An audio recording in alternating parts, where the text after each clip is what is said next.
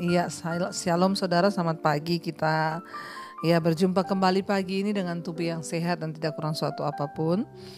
Dan kita mau melandasi hari kita sebelum kita melakukan segala sesuatu dengan firman Tuhan.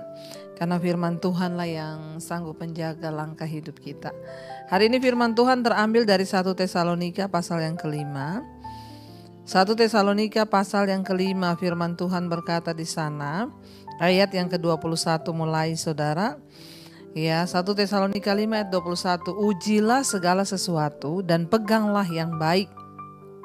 22, jauhkanlah dirimu dari segala jenis kejahatan. 23, semoga Allah damai sejahtera menguduskan kamu seluruhnya, dan semoga roh, jiwa, dan tubuhmu terpelihara sempurna dengan tak bercacat pada kedatangan Yesus Kristus Tuhan kita. Ayat 24, Ia yang memanggil kamu adalah setia, Ia juga yang akan menggenapinya. Saudara yang terkasih, firman ini berkata, kalau kita lihat di sana saudara, firman ini berkata, ujilah segala sesuatu dan peganglah yang baik. Dalam hidup ini ada banyak hal yang datang silih berganti saudara. Ada hal yang sepertinya kelihatannya benar, ada hal yang kelihatannya salah tetapi benar, ada hal yang memang benar-benar benar, ada hal yang kelihatannya baik tetapi belum tentu benar. Tetapi yang benar itu sudah pasti benar dan baik. Nah, firman Tuhan berkata, kita disuruh uji Ujilah segala sesuatu dan peganglah yang baik. Dalam hidup ini banyak hal yang datang saudara, dan seringkali itu bisa menjadi masalah dalam hidup kita. Contoh, ketika kita mendengarkan orang lain menyampaikan berita tentang orang lain. Kamu tahu gak si Anu itu gini. Mari kita menguji yang baik. Firman Tuhan berkata kita tidak boleh memfitnah atau mengata-ngatai orang tanpa bukti yang sah. Ketika kita mendengarkan sesuatu yang tidak baik, mari kita berusaha untuk menjaga pikiran, jangan terpengaruh. Atau kita mendengar orang bilang, kamu tuh ada yang ngatain kamu loh, gini, orang itu ngomong gini. Ujilah segala sesuatu dan peganglah yang baik. Kita bisa memilih setiap hari melakukan yang buruk, mempercayai segala sesuatu lalu menelannya mentah-mentah, atau kita memilih untuk hanya melakukan yang baik saja. Dalam hidup ini semua peristiwa datang silih berganti, orang pun datang silih berganti dalam hidup kita. Ada orang-orang yang datang membawa aura yang negatif, ada yang membawa aura yang positif. Artinya saya menyebut aura ini bawaan orang saudara. Artinya ada orang-orang yang punya karakter yang negatif datang dalam hidup kita. Ada orang-orang yang punya karakter yang positif. Kita bisa memilih dengan siapa kita bergaul. Mari kita uji apakah pergaulan kita itu baik dan benar. Mari kita uji apakah perkataan kita baik dan benar.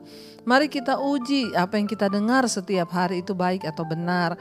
Ketika kita menguji setiap hari apa yang kita dengar itu baik, peganglah itu Pertahankan semua yang baik saudara, karena hari-hari ini kita harus sungguh-sungguh berusaha menjaga hidup kita menjelang kedatangan kali yang kedua. Nah saudara, ketika kita mendengar firman Tuhan, ujilah segala sesuatu. Ketika kita mendengar firman berkata, jangan balas jahat dengan jahat, jangan kepahitan. Uji apakah itu baik? Itu benar. Lalu ketika kita tahu itu benar, pegang itu.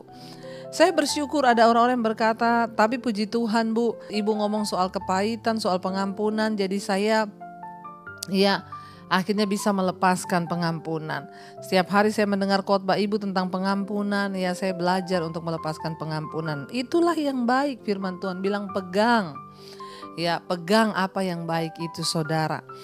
Ujilah segala sesuatu dan pegang yang baik. Jauhkanlah dirimu dari segala jenis kejahatan. Mari hari-hari ini kita menjaga diri kita. Jauhkanlah dirimu. Kalau firman Tuhan berkata jauhkanlah dirimu, berarti jangan dekat-dekat. Kalau kita tahu orang datang hanya membawa kita untuk berbuat dosa, maka jangan dekat-dekat dengan orang yang membuat kita berdosa. Kalau kita tahu kita bisa jatuh di dalam percabulan atau kenajisan, Ya, kalau ada orang yang goda-goda kita di Facebook, di Instagram, di mana saja, kita tahu itu membawa kita berdosa, maka jauh-jauh, cepat-cepat blokir orang tersebut. Jangan memberi kesempatan pada iblis. Kenapa? Karena yang namanya setan sekarang ini bekerja luar biasa. Saudara, jauhkanlah dirimu dari segala macam jenis kejahatan. Kejahatan itu ada berbagai jenis, saudara.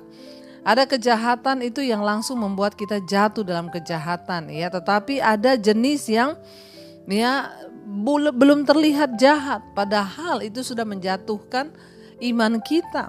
Ya, banyak orang berpikir saya belum selingkuh kok, Bu, tapi saya punya kenalan, Bu, di Facebook, punya kenalan di WA, tapi belum selingkuh. Tapi tiap hari kita ngobrol karena dia asik diajak ngobrol. Hati-hati, saudara.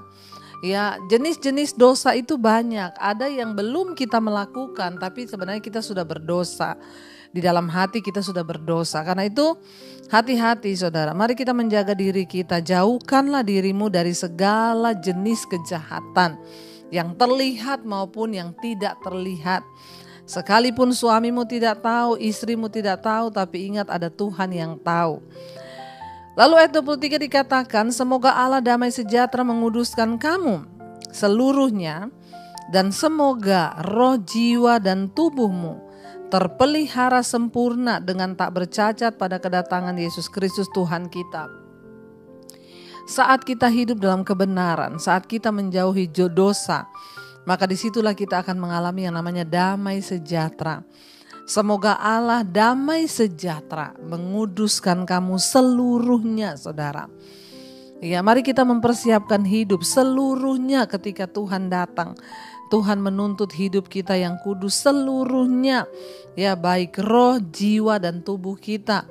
Ya, di dalam roh kita harus kudus, jiwa, dalam jiwa ada pikiran, perasaan, dan kehendak. Ya, di dalam tubuh ada perbuatan dan kelakuan tingkah laku kita. Ya, Tuhan menuntut kekudusan seutuhnya di dalam roh, tubuh, dan jiwa.